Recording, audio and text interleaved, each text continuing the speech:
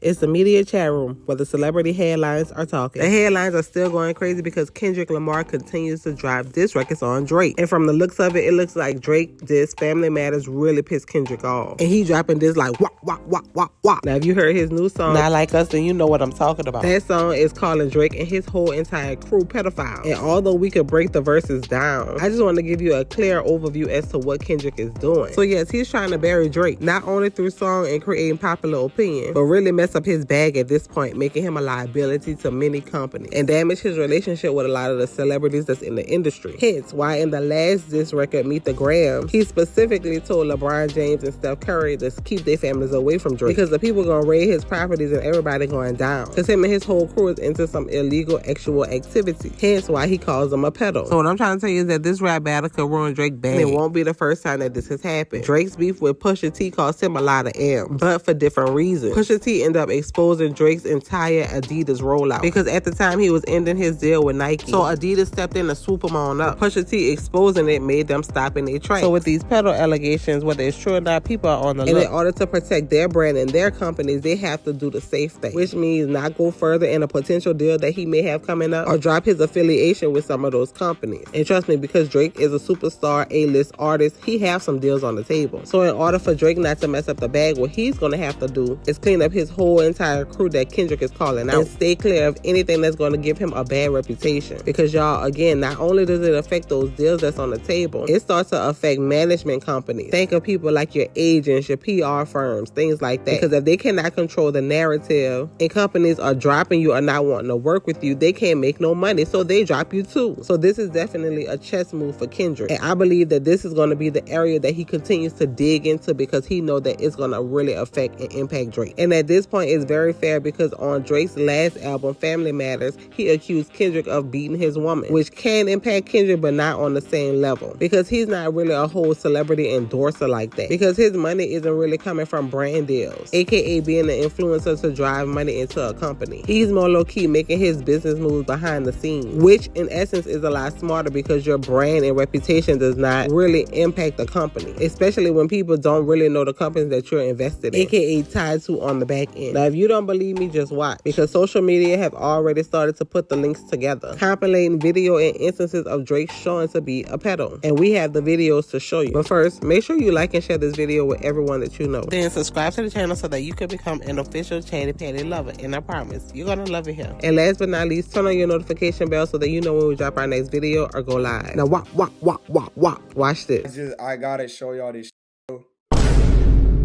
First off, this nigga like went on a date with an 18-year-old. It's a little creepy, but it's cool. She 18, whatever. It's weird, but it's legal. All right, bro.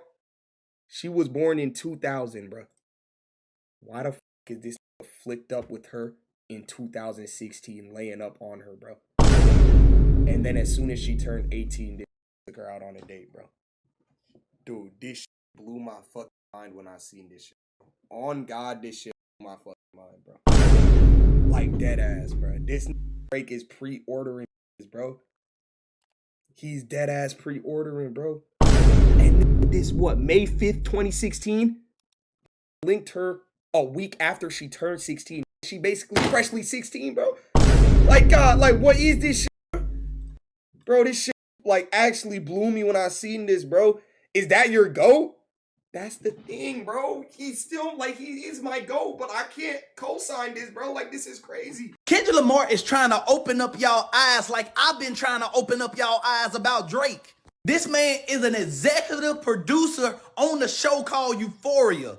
A show about high schoolers doing adult things, high schoolers being in a relationship with grown adults, doing drugs, having sexual activities. That's what this show revolves around. And Drake is one of the producers of the show. That ain't so. This grown-ass man was testing Millie Bobby Brown when she was 14. When she was, and y'all, what? This man was allegedly involved with a 16-year-old girl in Canada. But guess what? The age of consent in Canada is 16. But I guess that's why nobody batted an eye about it. This girl was 16 in this picture. And this is Drake with the beard. Drake made a song called TSU, and it took place right around when freshmen was about to take in for college. Come on, man. Drake was stage with a young girl, touching all over her. And after touching on her for about 2 minutes, he was like, how old are you? And then, man, come on, man. Afterwards.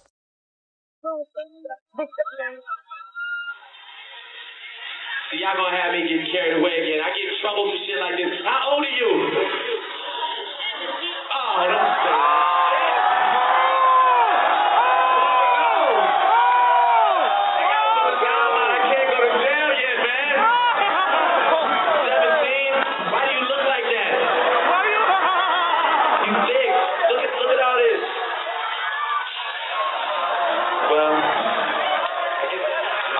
Well, listen, 17. I had fun. I don't know if I should feel guilty or not, but I had fun. I like the way your breast feel against my chest. I just want to thank you.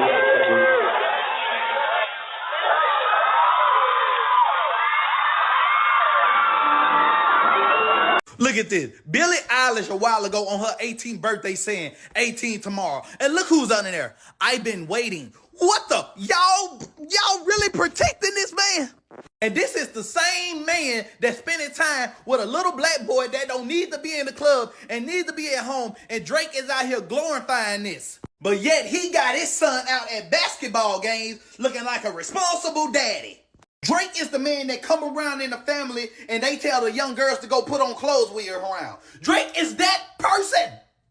Now, is this going to end Drake's career? Not really, because he have a core fan base. And a lot of fans that's in that group is Gen Z and young millennials. Because he still appeals to a young audience. No pun intended. Which is why you see him having those relationships with people like Sexy Red, Billie Eilish, so on and so forth. So he'll still be able to tour and make money. And also sell merch. Don't y'all remember Drake said that they show money is his merchandise money. So he definitely racking up. But the brand deals are a different kind of bag. It's guaranteed large sums of money whenever you meet certain deliverables. As long as you don't breach the contract by violating some of the terms and conditions, which in many contracts like this includes a morale clause, which requires a lot of celebrities to keep their image clean because your negative image can impact the business. And remember, they give these celebrities huge deals because they want them to bring in huge dollars from their influence. And there are people walking around calling you a pedo every day. Wah, wah, wah, wah, wah.